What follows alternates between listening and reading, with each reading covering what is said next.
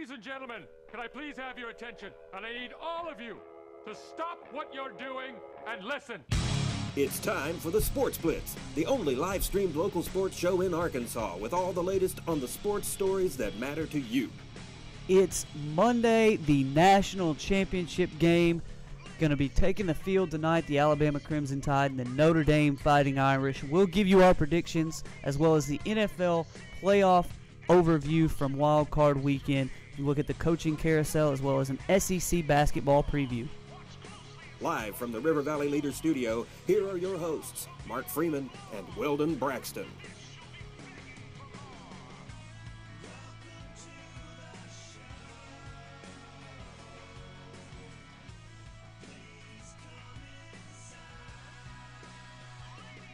Welcome to a Monday edition of the Sports Blitz inside the RiverValleyLeader.com studios. Mark Freeman, Weldon Braxton in studio. Weldon, how was your weekend, man? Man, I had a great weekend. Mark, you've got NFL playoffs. I really got to sit back and watch some of the Philadelphia Eagles. They're not in the playoffs. The Washington Redskins, Seattle Seahawks, great playoff game. We're going to get into some of the controversy with RG3. Arkansas basketball starts conference play this week, and I believe there is a game tonight, also known as the national championship, between two powerhouse schools, Notre Dame and Alabama. So I can't wait. Yeah, it's a big sports weekend. It's going to continue tonight. It's kind of a sad day for college football fans. This is the best and worst day of the year. This is Christmas Day for a lot of college football fans, as tonight is the culmination, but it's also the end for 9 months. It is the end, and really, if you're an Arkansas fan, you're probably glad. Let's get to spring football.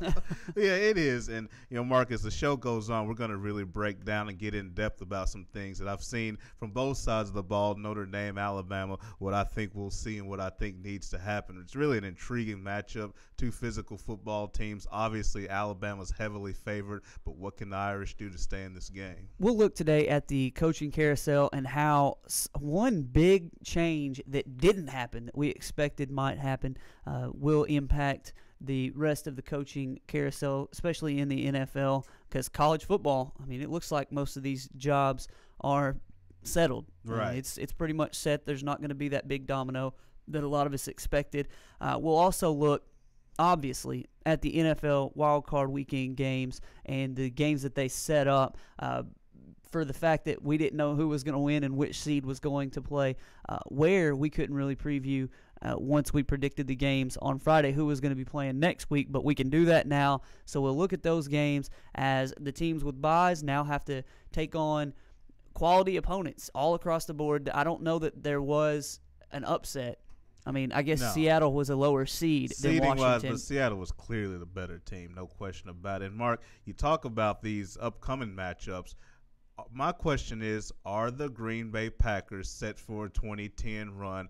Aaron Rodgers is starting to look like that version of himself from a couple of years ago. Have the San Francisco 49ers found their stride on offense, of course, with a young quarterback? That, to me, that's going to be the biggest matchup of the entire weekend. Well, let's get started with local sports. You can go to facebook.com/sportsblitz and find our Honda of Russellville poll questions. It's kind of a two-for-day today. It's a big day in sports. We want to know who you think is going to win the BCS national title game. You can give us a score or any prediction you'd like, as always. And second, how many wins will Arkansas have in the SEC this year in basketball?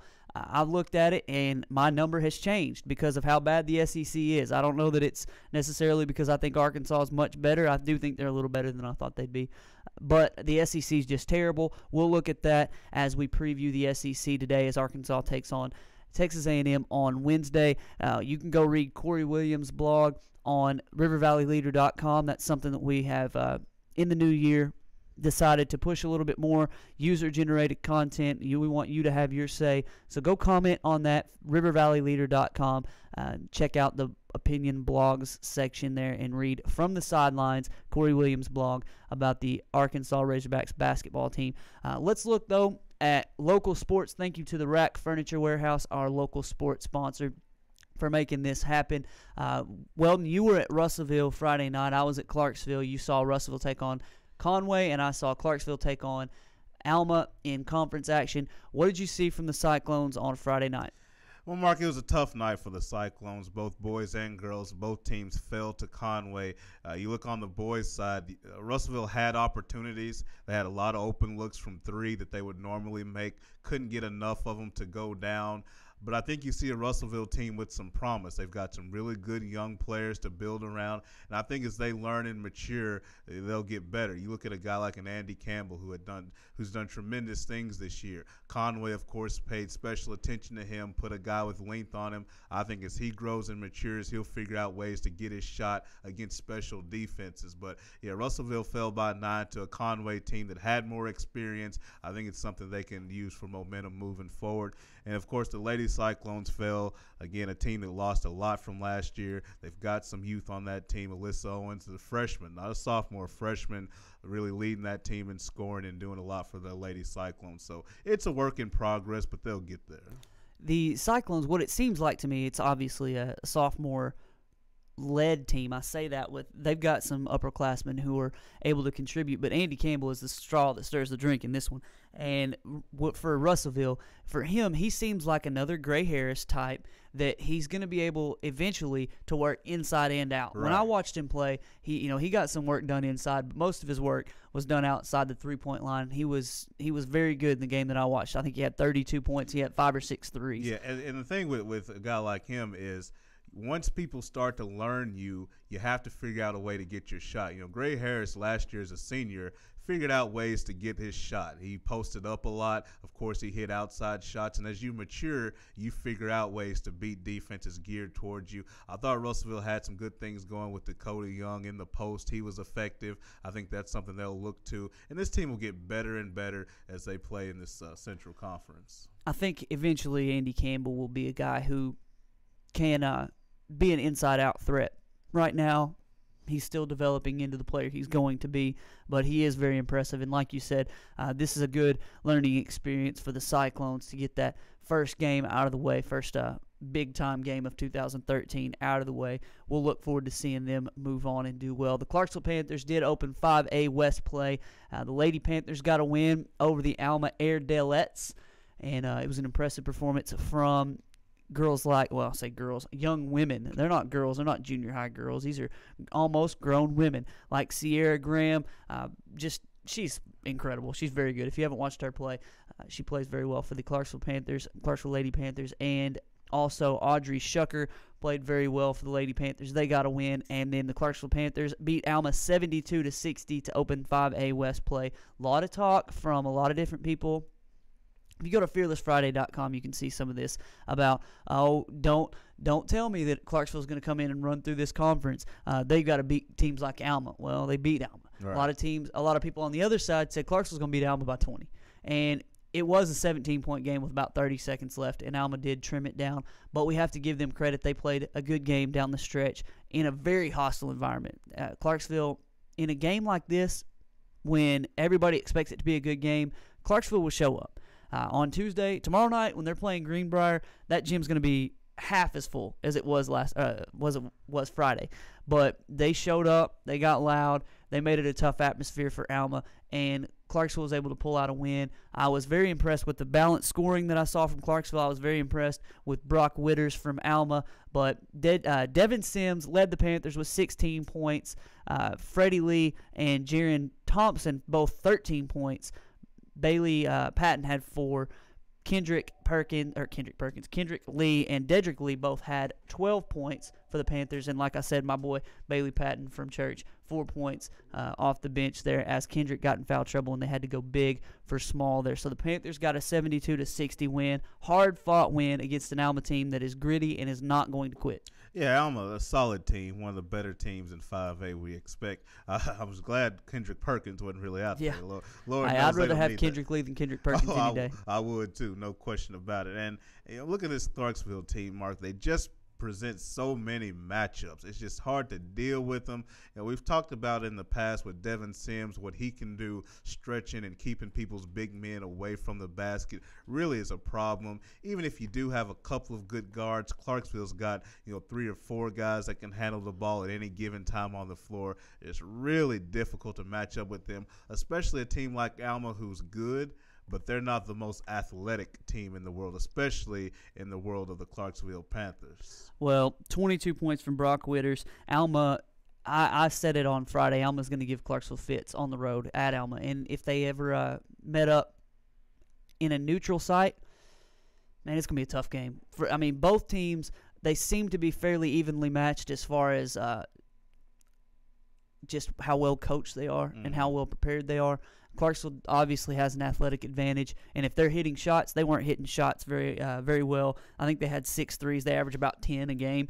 If they're hitting shots, it's going to be a different story for Alma. But Alma, they hit probably 90% from the corner three, where if Clarksville gambled, they just make them pay every time. So I think it's going to be a fun game at Alma, and I think if they ever met up in the state tournament or someplace like that, it's going to be a fun one. Yeah, I think what's going to be fun is that game at Alma. I mean, you got the Panthers on the road. We've seen from Pottsville, when you go to Alma, things happen. That's where I was leaning with that. Yeah, I thought that's what you were kind of going with that. And so you have a really good Clarksville team. Maybe their advantage is cut down a little bit because of the things you have to face on the road in Alma. And a lot of the, to be fair, a lot of the Alma fans would say that's how it happened Friday.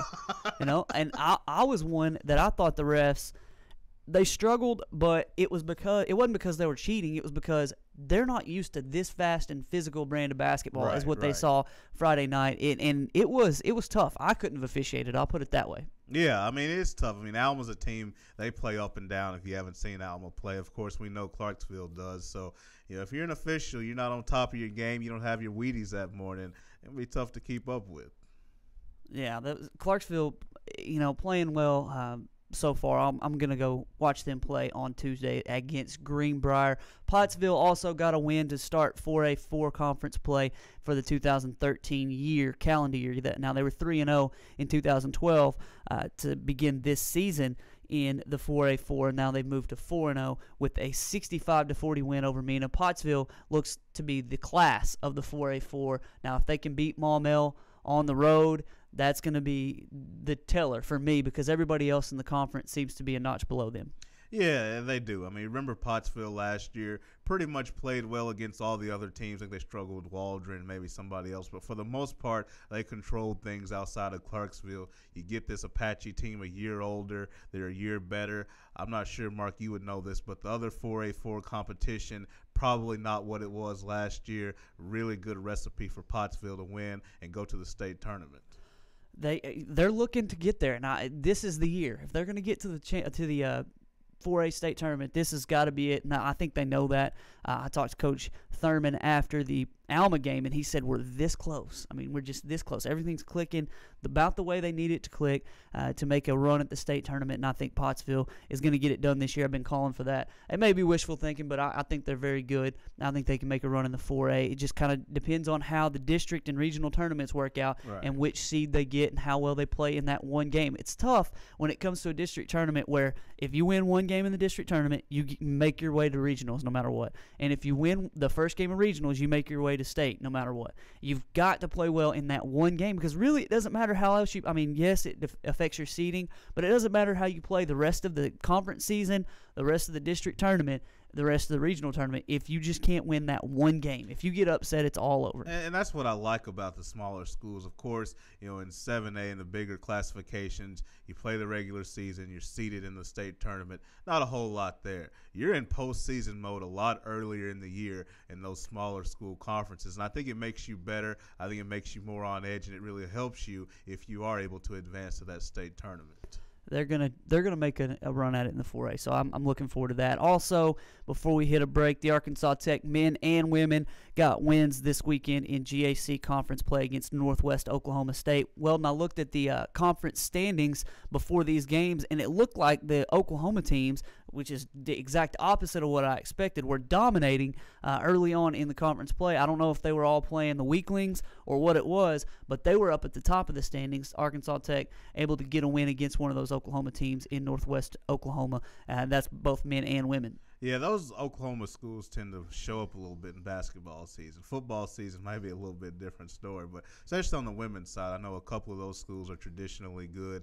It makes the path a little bit tougher for the Golden Suns, but these teams are starting to play better now. I know the Arkansas Tech Wonder Boys are starting to get into a little bit of a groove after we weren't sure about them at first, but moving ahead as they get ready for this GAC tournament later this year, I think they'll be in pretty good shape. Let's take a break real quickly. When we come back, we've got plenty more on the Sports Blitz. We're going to look at our NFL playoffs, the national championship game preview. Who do you think's going to win tonight? Do you have Alabama? Do you have Notre Dame? You can even, I've already seen one comment reference the betting line. We're not necessarily bettors, but it may be one of those things where you think Alabama's going to win, but you don't think they're going to win by as many points as they're predicted to win by. That may be where you go with this. You may not know one way or the other, and this may be a little easier on you or maybe harder. So check that out. Let us know what you think. Facebook.com/SportsBlitz.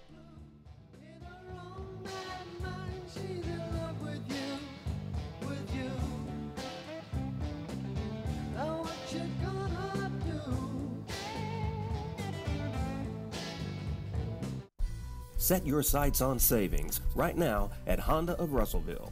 We're offering our best deals of the year on remaining 2012 Honda ATVs, plus special introductory offers on select new 2013 Honda ATVs, all with zero down and easy monthly payments with approved credit. Be sure to check out the all-new Honda Foreman 4x4, now stronger, smarter, and harder working. How about a side-by-side? Well, Honda's got you covered with the Big Red. Honda's Big Red offers a proven Honda engine, automotive-style Honda automatic transmission with no belts to slip or break. Come in for a test ride today at Arkansas's legendary Honda dealer, Honda of Russellville. Hello, River Valley. This is Doug Duval with Arkansas's first Rack Furniture Warehouse, where we have the largest selection of recliners and mattresses in the state of Arkansas. Come visit us at 2609 East Parkway, the Rack Furniture Warehouse. AR Sports present the 2012 River Valley Football Magazine, featuring profiles of local high school football teams, as well as college football previews and player spotlights. Professional photography accompanies top-notch writing throughout to bring you the best locally focused publication in Arkansas. You'll enjoy special tributes to local legends Jerry Aiken and Don Sevier, as well as an exclusive interview with Razorback all-time great Clint Sterner in this year's magazine. Available at fine establishments throughout the River Valley. Pick up your copy of River Valley Football Magazine today. RiverValleyLeader.com is the #1 local source for instant news in the River Valley, offering HD video and live streaming along with top-notch coverage of all the news and events around the area. The River Valley Leader is the only place to go for all the information you need. Check out the newest local business featured on the site, as well as police news and coverage from important meetings, along with the personal stories, all at one convenient click. Check out RiverValleyLeader.com. Live from the River Valley Leader Studio, here are your hosts, Mark Freeman and Weldon Braxton. Welcome back to the RiverValleyLeader.com studios as we look at the national championship game. Yes. It's the big one. It's here. It's all downhill from here because we got a whole winter and spring full of no football. Well, looking forward to football again. Spring football. Spring football. As the Razorback fan goes, it's going to be an exciting time. We get to see how Coach Brett Bielema puts together the next generation of Razorback football, and it's going to be a completely different look from last year. But we've got the national championship game tonight, Alabama, Notre Dame. Alabama obviously favored. I found a tweet that I thought was very interesting that the last two times that a national championship game, points-wise, going by the betting line, was this far apart, the underdog won, the big favorite lost outright. It wasn't they just didn't win by enough. They lost outright. I think those last two games, please don't hold me to this, were Texas USC and Miami in 2002 over Ohio State. So I found that interesting, but both of us expected Alabama to win this game. I picked them to win the national championship before the season. Notre Dame kind of come in under the radar, a quality defense. We haven't really broke this game down much. Well, let's let them have it. Oh, I can't wait. I mean, But to your point, Mark, before I get into it, I think it's one of those things where it's easy to look at the resume of Alabama and then look at the resume of Notre Dame and say it's not even close. Notre Dame hadn't played anybody. Look, Notre Dame before the year was supposed to have one of the toughest schedules in the history of college football, and it just didn't work out. Oklahoma was overrated. Michigan was overrated. Michigan State was overrated. USC was overrated. So all of a sudden that schedule is not as respectable as we thought before the year. But you know all that goes out the window. What you've done before in the past, none of that matters when it's head-to-head, mano-a-mano. I just want to start off with the matchup between the Notre Dame offense and the Alabama defense. Everybody's saying, well, what if Notre Dame tries to emulate A&M? Maybe Everett Golston can be like Johnny Manziel since that gave Alabama problems. I don't see that so much because, A, that's not Notre Dame's game, and B, Nick Saban's expecting that. Nick Saban, I mean, you self-scout. You know how people beat you, and you know that's probably what other teams are going to do against you.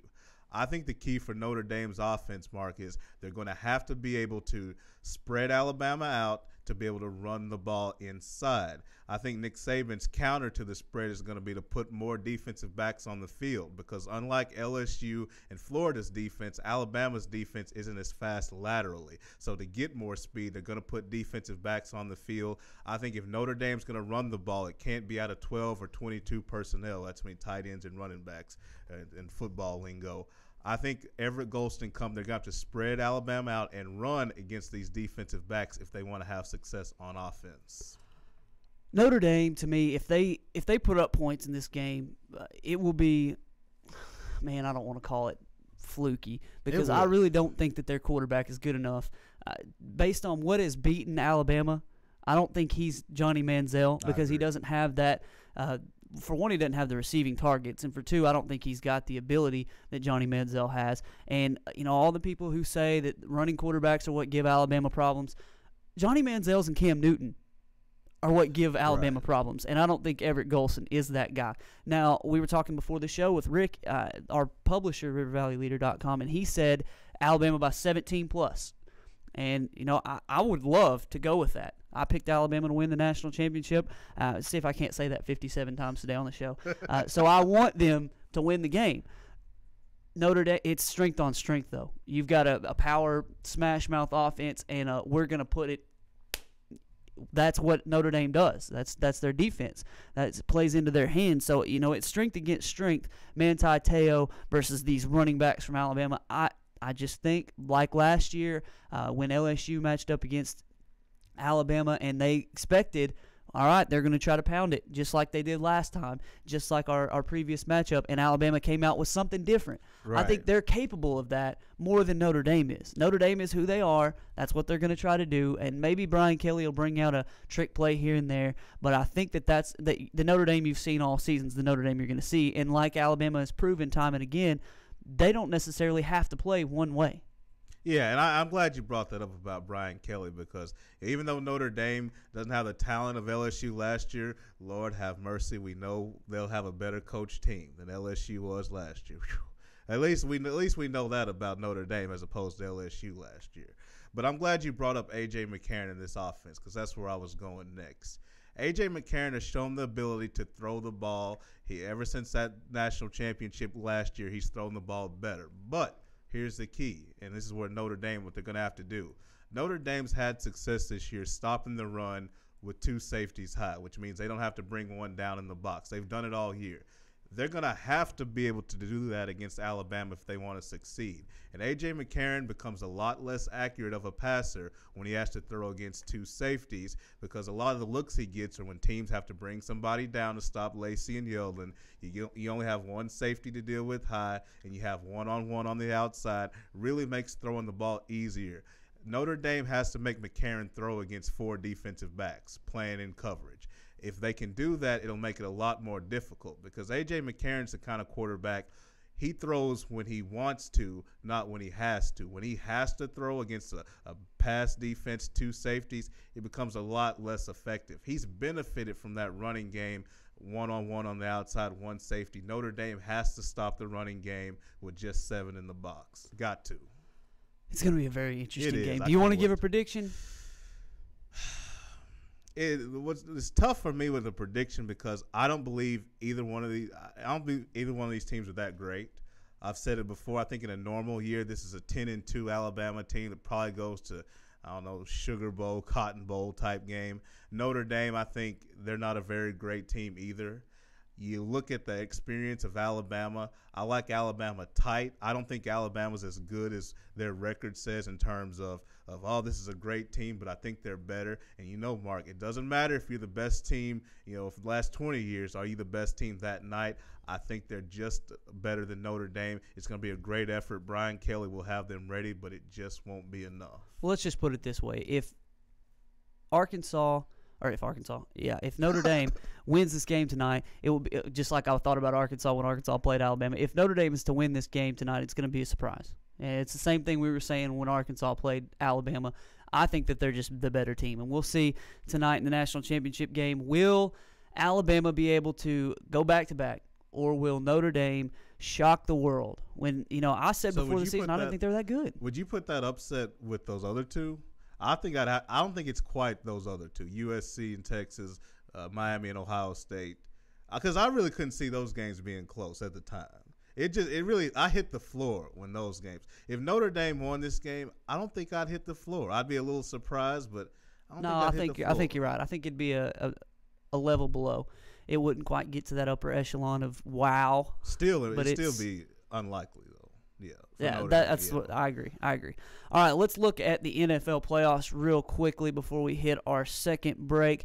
We had Wild Card Weekend, and Weldon, there was something that struck you, and it was in the final game. We'll go backwards. Okay. In the final game of Wild Card Weekend, Seattle 24-14 winners over Washington, and it was the way that Mike Shanahan and the Washington Redskins dealt with the RG3 injury, this on the heels of Dr. James Andrews saying he never cleared RG3 to come back, and he was back in the game despite Mike Shanahan's alluding to the fact that he was cleared to play. Yeah, this is probably the most polarizing issue of the entire weekend. And Dr. James Andrews, if there's any medical professional in sports that we all know, it's Dr. James Andrews. You don't want to hear his name brought up with any injury you have. But he's one of the best. He'll get you back out there, but it means you have something wrong with you. And my only point is, I look at the way the Redskins and Mike Shanahan handled Robert Griffin III, and I don't necessarily have a problem with playing a guy when he's hurt.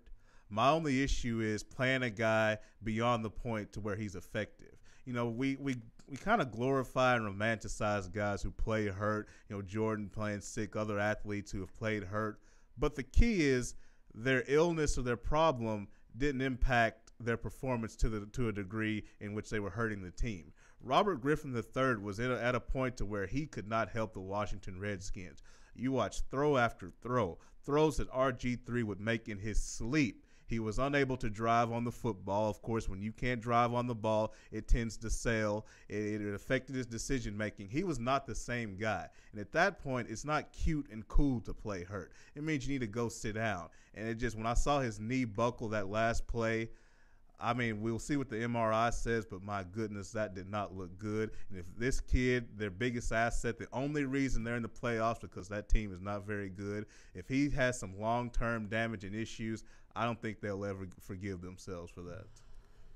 Man, it comes to a point, like you said, where you're hurting the team to play. And I understand and I applaud going out there and trying to show that you're a man and to show that you want to play.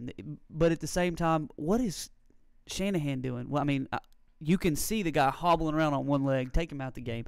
That's just kind of where I stand on that. I don't want to make this any longer than it needs to be and beleaguer the point.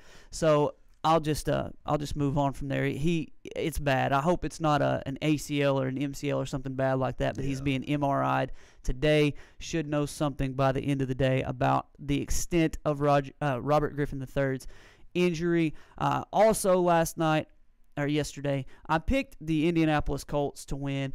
The Baltimore Ravens won 24-9. That was the one game I missed yesterday, and if I had been able to come back on the air after finding out that Ray Lewis was going to retire after the season, I would have switched my pick and said Baltimore's going to win that game.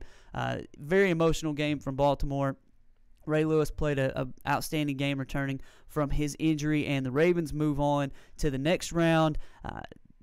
24-9 win. What else do you say? I mean, the Colts offense was not very good. I feel bad for Andrew Luck with some of the receiving targets that he's got because Reggie Wayne's not getting any younger, and he's going to need some help. He's going to need some help. And yesterday was a battle of two teams that, quite frankly, weren't very good. I mean, I had neither one of these teams I thought were Super Bowl contenders. I think the Colts, it was cute what they did this year. Although, look at the teams they beat. They really didn't beat anybody. But still, Andrew Luck, he has to shoulder more of a burden than any other rookie quarterbacks. That's pretty much the main argument I would make for him if I were making a Rookie of the Year case, is the responsibility on his shoulders. But the Baltimore Ravens, Ray Lewis, emotional. I think it's great that they got him his last win in Baltimore, but they're going to the sheriff's place this weekend, and the sheriff is. I mean, he was up 31. I'm talking about Peyton Manning. He was up 31-3 in Baltimore a few weeks ago, really just doing anything he wanted, and I don't expect much different in Denver.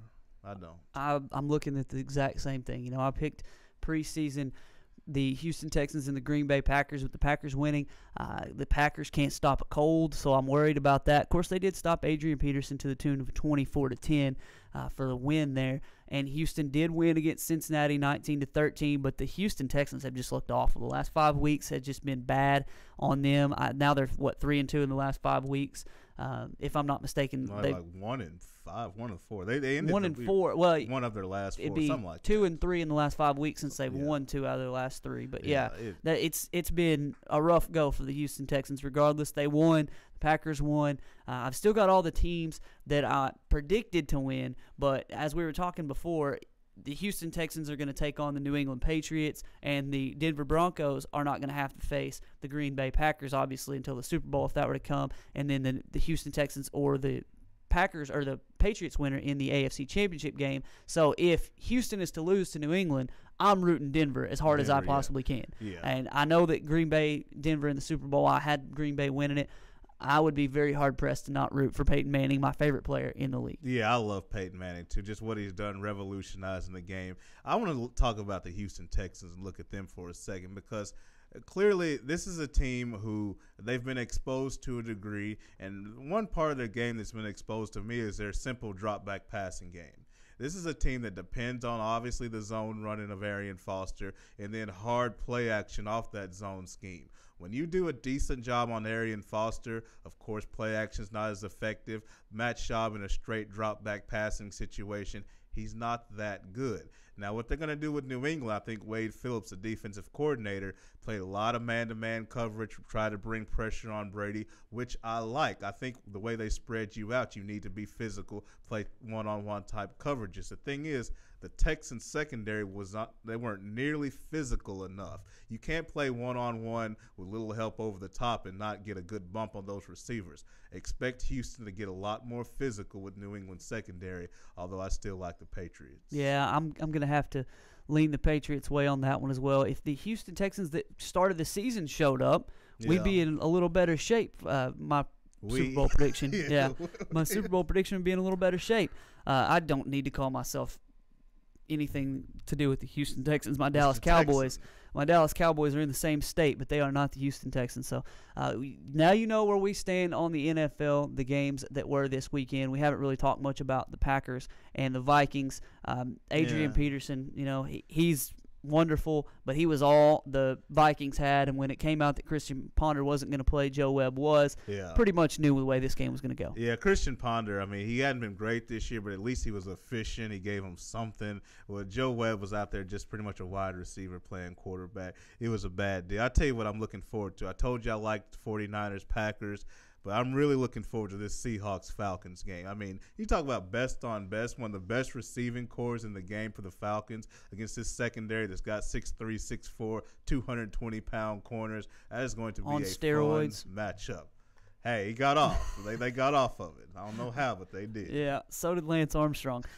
Joe Webb was 11 of 30 for 180 yards. Adrian Peterson did have 22 carries for 99 yards. But the Packers finally stepped up and got the win when they needed it. Wasn't the prettiest game ever from Aaron Rodgers. He did have 274 yards, only 1 touchdown, but no turnovers there for the Green Bay Packers. It was a clean game, as Weldon likes to say, for the Green Bay Packers. And they've got a shot now to move on into the divisional round of the playoffs. We're going to hit a break. When we come back, there's plenty more. The coaching carousel kind of ground to a halt over the weekend as one big name decided he'd stay put.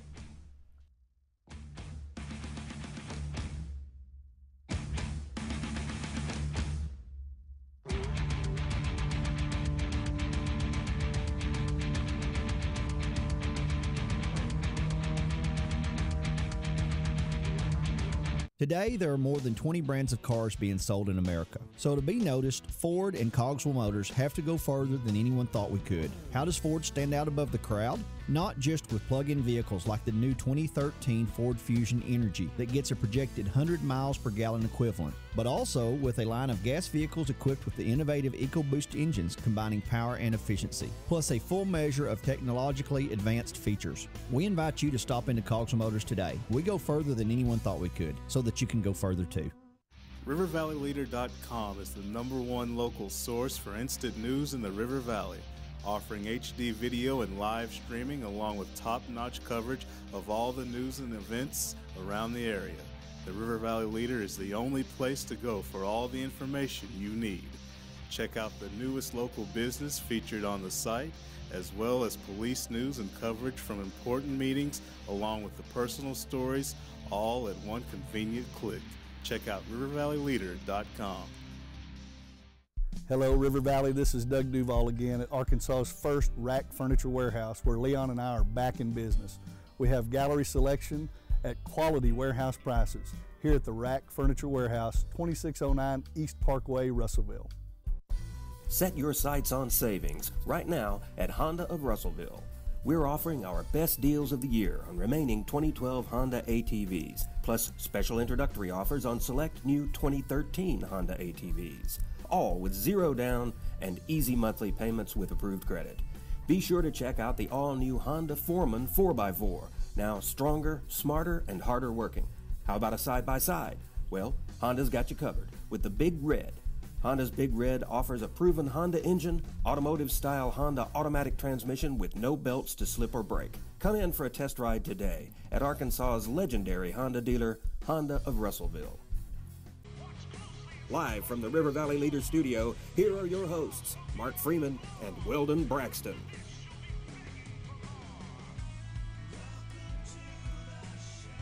Mark Freeman, Weldon Braxton on a Sports Blitz Monday. We've given you our NFL playoff thoughts going into the divisional week. But there were 7 coaches. Some thought there would be more. Some thought there would be fewer that are without jobs in the NFL now. There have been a couple of those jobs filled. Andy Reid to the Kansas City Chiefs. And a lot of people thought, and I didn't understand why this was the rumor, that Chip Kelly was going to be the guy in Cleveland. The reason that I thought it was a little off, not because I thought Chip Kelly was going to return to Oregon, was because I figured the Philadelphia Eagles, the Arizona Cardinals, a couple of jobs that I thought were a little more likely destinations for Chip Kelly. Chip Kelly turned them all down. Yeah, I think it's really interesting. I mean, we were sitting here Friday, and like everybody else in the world, we had Chip Kelly on somebody's NFL sideline next year. Of course, Cleveland emerged as the leader after a 7-hour interview. Then I think Chip had a 9-hour interview with the Philadelphia Eagles. It just looked like he was on his way out. And unless we hear from Chip, it's hard to tell exactly why. I've heard people suggest that he wasn't enamored or he didn't feel his offense would translate to the NFL. I have a hard time with that. I think Chip Kelly is a very confident young person. Some would say arrogant, go that far. But I don't see him saying, "Oh, my offense wouldn't work in the NFL." I don't think you have to sit down in an interview room for almost 20 hours total to figure that out. Either the money wasn't there or he didn't get the type of control. And a lot of times that's where it comes down to. These college coaches have all the control in the world. They're not just the coach or the CEO of their football programs in college. In the NFL, a lot of structures, it's the head coach. You're responsible for coaching the team, and that's it. Management, front office, personnel, things are above you. College coaches don't like that. I don't know if there was a power struggle when he was talking with Cleveland, but something happened for him to go back to Oregon. And, of course, we know Ducks fans are rejoicing. Yeah, guys like Cody Cunningham, who we asked the question the other day, where's Chip Kelly going to end up? He said Oregon, and we all like, yeah, right.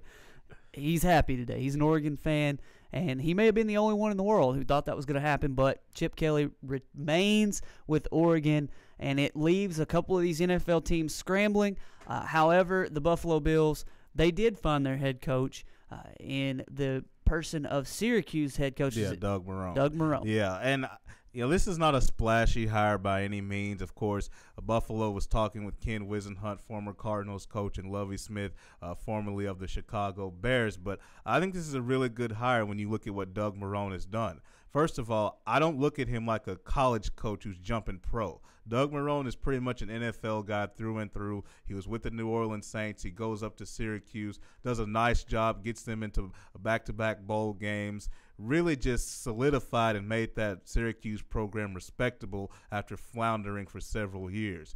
When he's gonna go to Buffalo, he's gonna restore order, he's gonna bring accountability, all the things you like. And Mark, what I thought was interesting, he said he looked at the tape of all the teams that had job openings. He said Buffalo had the most talent in his eyes. I thought that was interesting. Yeah, he saw C.J. Spiller and Fred Jackson and Stevie Johnson and some of those guys. All that defense they spent money on. He thought, he thought, well, if I go to Arizona, I've got Larry Fitzgerald, and that's it. Yeah.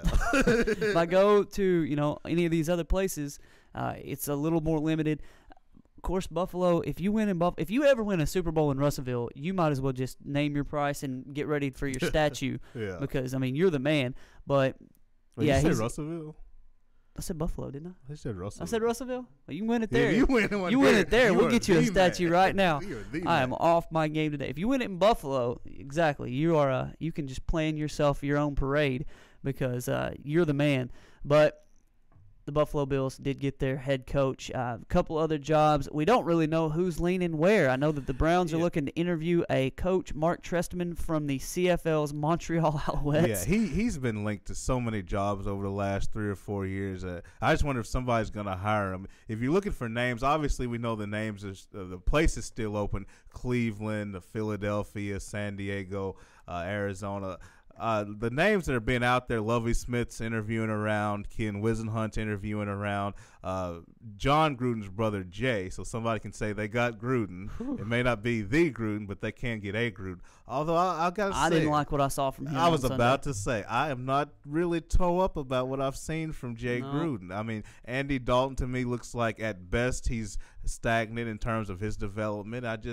I'm not crazy about it, but his name is floating out there as well. Broncos offensive coordinator Mike McCoy, he's getting a lot of love, interviewing with everybody. I expect him to get a job somewhere. So those are the names that are kind of floating around there in the coaching carousel. Where do you think Lovie Smith's going to end up?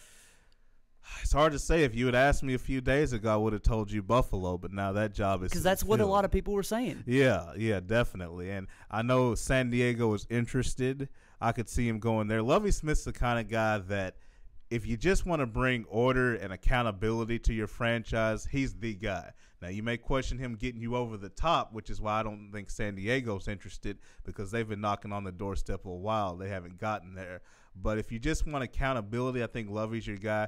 Ken Wisenhunt, he just needs a quarterback.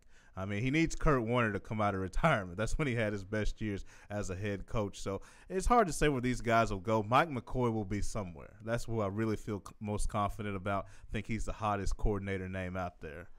Well, Bill O'Brien from Penn State staying there. That was a surprise. Yeah. Of course, I really appreciated and understood where he stood there on that, staying in Penn State and not taking the money and running.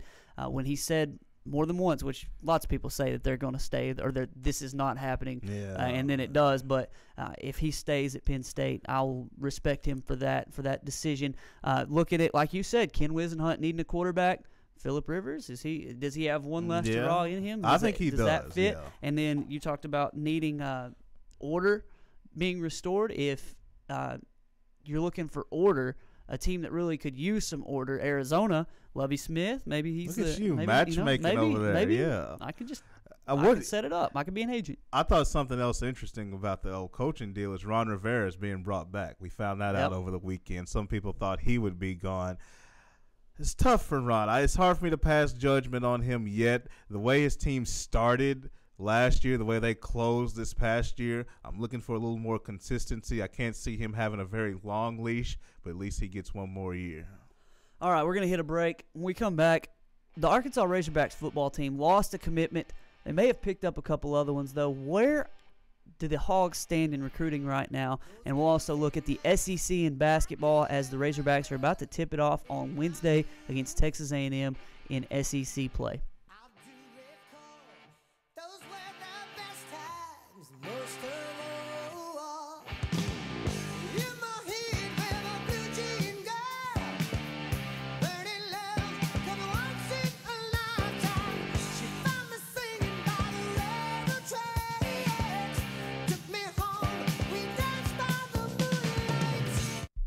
Hello, River Valley. This is Doug Duval with Arkansas's first Rack Furniture Warehouse, where we have the largest selection of recliners and mattresses in the state of Arkansas.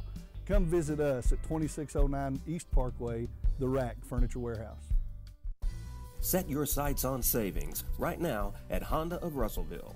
We're offering our best deals of the year on remaining 2012 Honda ATVs, plus special introductory offers on select new 2013 Honda ATVs. All with zero down and easy monthly payments with approved credit. Be sure to check out the all-new Honda Foreman 4x4, now stronger, smarter, and harder working. How about a side-by-side? Well, Honda's got you covered with the Big Red. Honda's Big Red offers a proven Honda engine, automotive-style Honda automatic transmission with no belts to slip or break. Come in for a test ride today at Arkansas's legendary Honda dealer, Honda of Russellville. Hello, River Valley. This is Doug Duval again at Arkansas's first Rack Furniture Warehouse, where Leon and I are back in business. We have gallery selection at quality warehouse prices here at the Rack Furniture Warehouse, 2609 East Parkway, Russellville.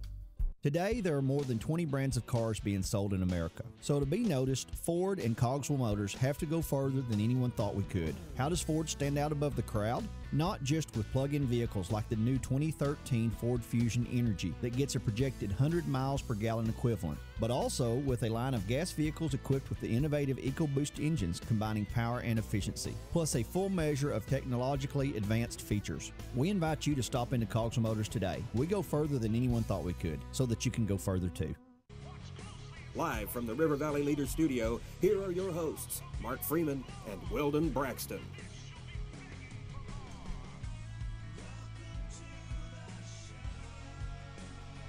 We talked on Friday about Hunter Henry being a captain and a starter at tight end in the Under Armour All-American game. Huge honor for an Arkansas Razorback commit to, or an Arkansas student in general, to be named a starter in that game, let alone a captain. But it sparked a little bit of a thought in me about recruiting, and we're only a month away from recruiting signing day for college football, and the Razorbacks only have 13 commitments. Now look at, on the other hand, Texas A&M has 37 commitments.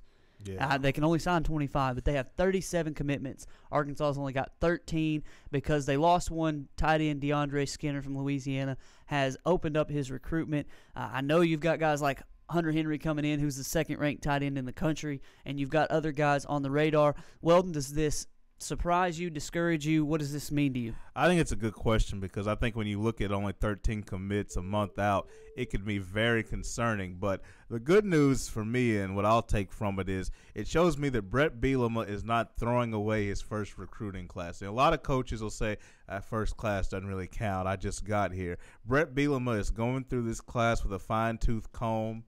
If there's anybody he needs to sift out, he's going to do it. If there's anybody he needs to target that Arkansas had previously not targeted, he's doing it. He wants to make sure this first class is his. A lot of coaches will just inherit, 19, 20 of the guys already committed, sprinkle on 4 or 5 of their own guys and say, hey, here's my first class. Give me next year when I have a whole offseason to get all of my guys. Bielema's not doing that. Well, you got to understand with this coaching staff that he's put together that he's not trying to mess around and wait any amount of time before, because you're not gonna have guys like Randy Shannon and some of these guys for longer than a year, maybe 2 at the most. So he has to turn things around quickly, and so I understand where he is with that. It is kind of scary though when you see higher quality. I don't think DeAndre Skinner, when you compare him to Hunter Henry, it's not a huge loss, but it's kind of tough to watch commits go off when Arkansas doesn't have as many commitments as some other teams do. We've got a caller on line 1. Caller, who are you?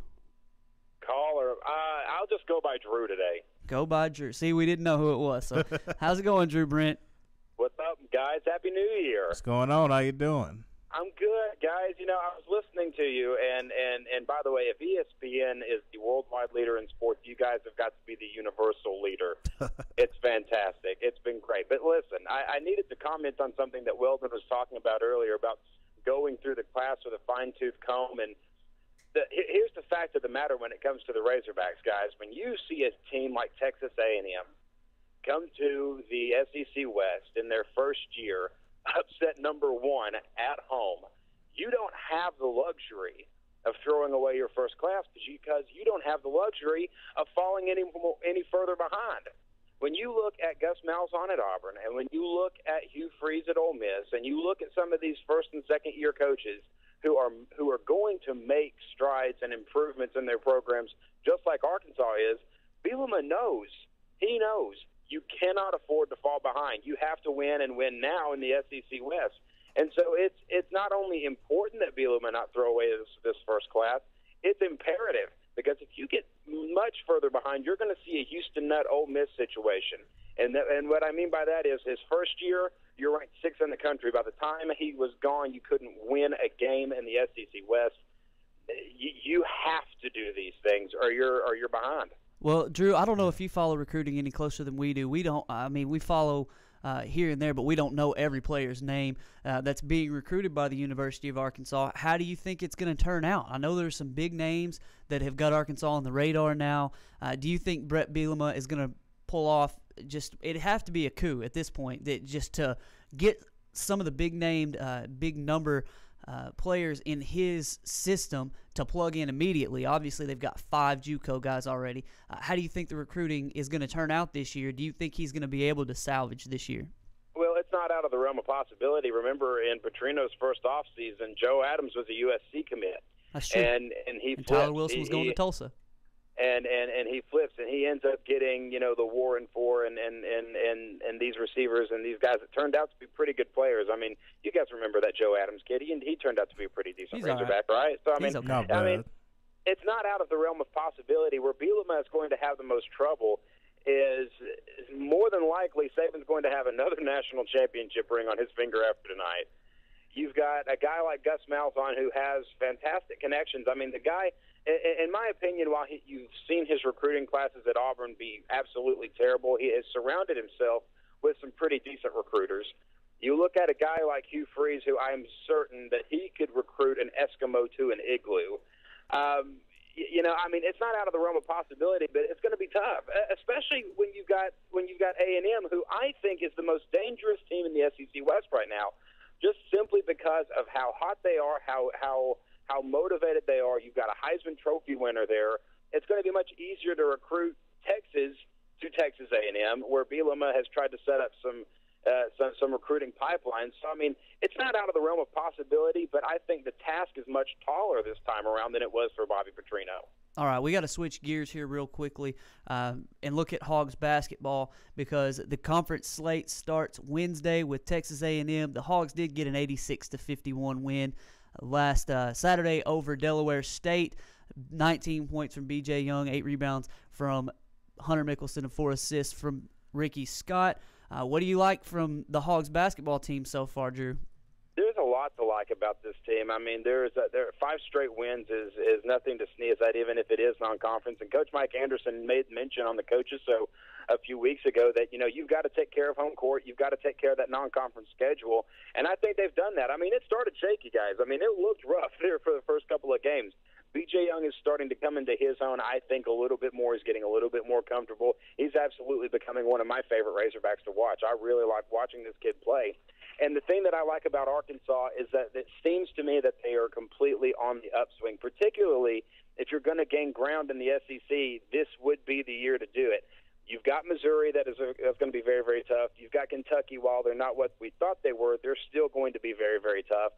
But the rest of the conference, you've got some opportunities. I think it's not out of the realm of possibility for Arkansas to win 10 to 12 conference games, which is exactly the minimum number I think you'd have to have in order to even try to reach the tournament. So I like what I'm seeing. I like where Coach Anderson is going with it. It's still shaky, but there's some definite reason to watch Hog basketball right now. Yeah, Drew, and I agree with you. When you look at this SEC and how low they're going to be as a conference in the RPI, I don't think you can be around that 500 mark. I do think you have to be well over 500. But tell me this, convince me this, Drew, as a Razorback fan. I feel like I've seen this before where I look at the Hog basketball team and I see a pretty good roster that can do some things. I see a watered-down SEC schedule. I project multiple wins, and I come up disappointed. Why is this going to be different? Coaching.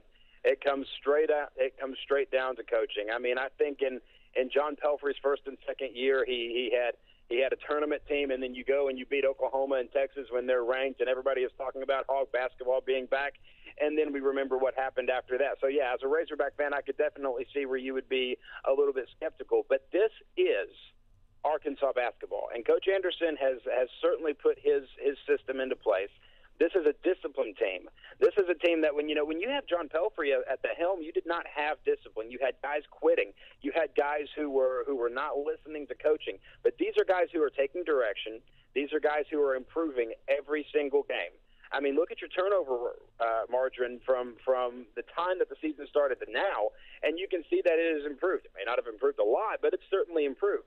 So because of those things, I see that this is an upswing. I see that this is not deja vu.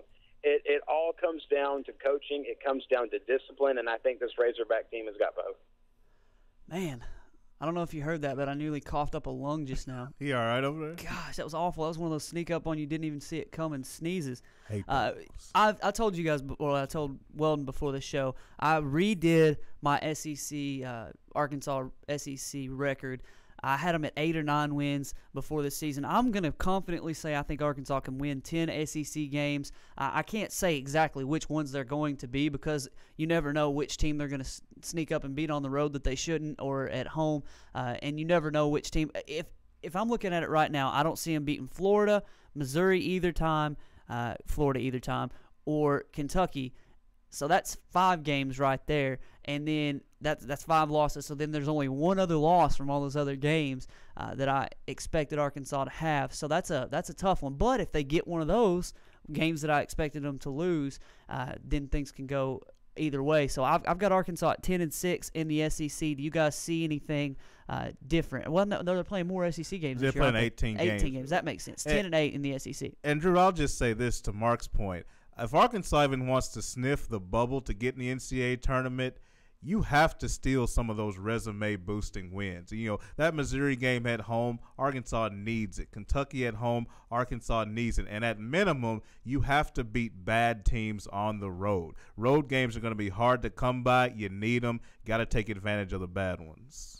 There's no question about that, but there is one point, and you know, when we were on ARN last week, we were doing bold predictions of 2013, and one that I didn't get to was this.